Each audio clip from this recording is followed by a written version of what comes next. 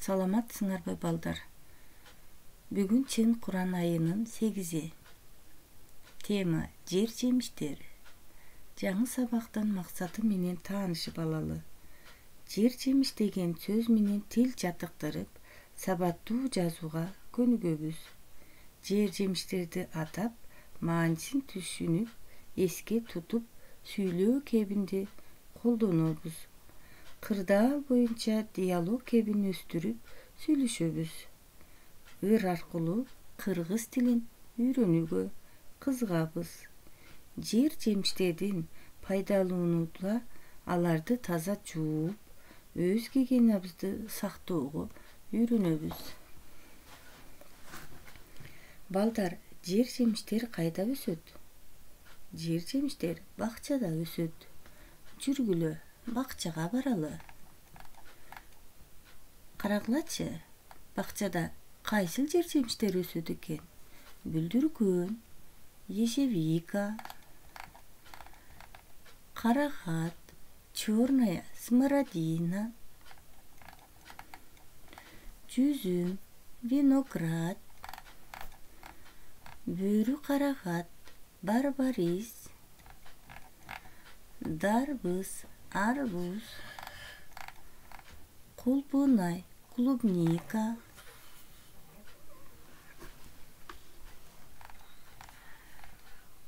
Жер жемиштерден эмнелер жасалат балдар? Кыям жасалат. Демек, бүлдүргөндөн, чычырканактан, кулпунайдан, бөрү карагаттан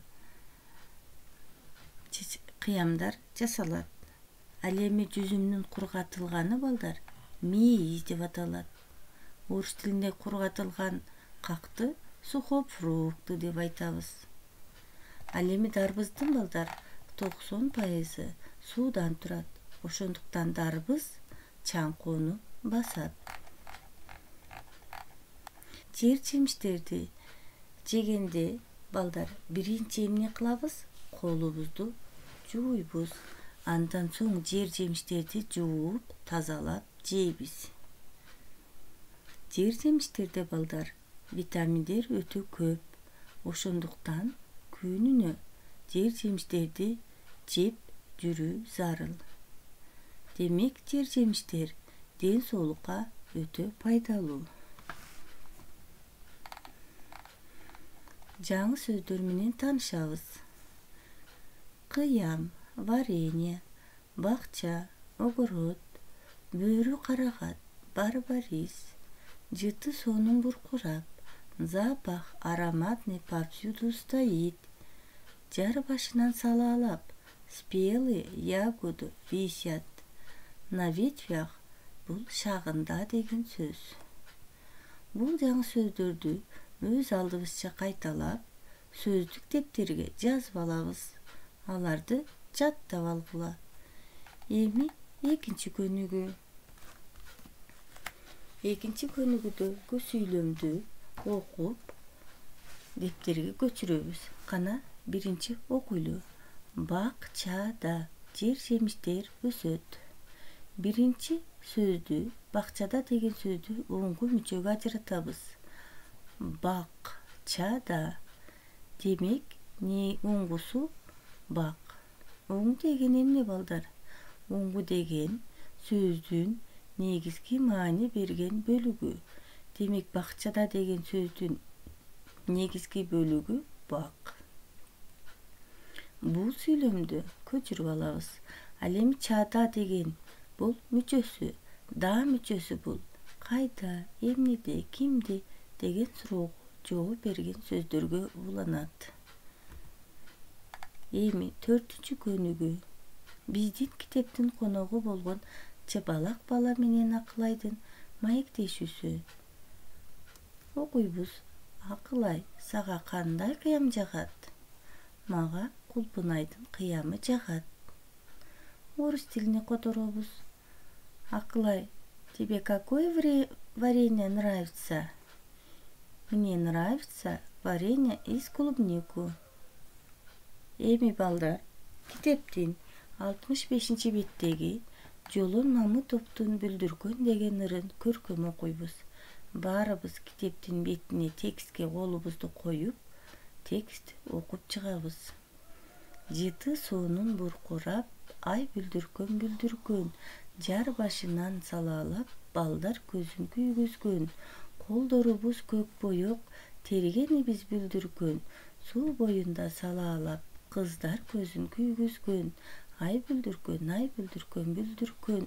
Сайгылайтко тикенек, сабагынан кармасам, таарын аткой мөмөсү, таап терип албасам. Бүлдүркөндүн ширесин бөбөгүмө ичирем, күчтүү болуп чоңоюп, досторунун ичинен.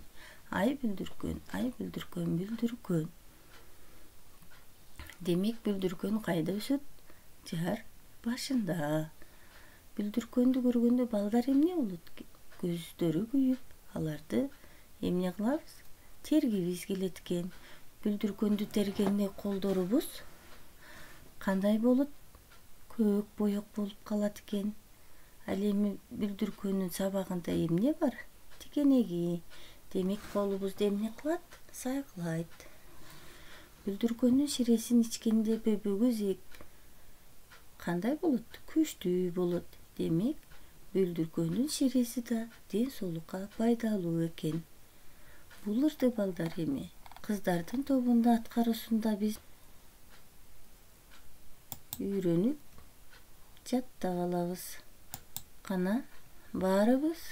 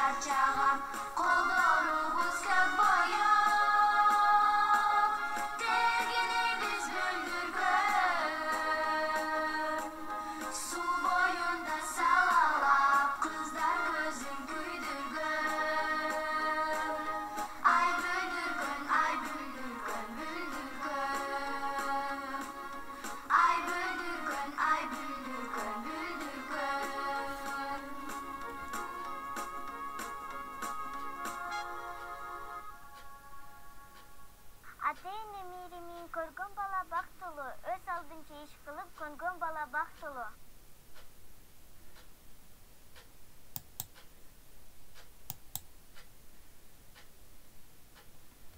Балдар, мына бүгүнкү сабагыбыз да аягына жетип калды. Үйгө тапшырма 3-көнүгү жазабыз типтерге.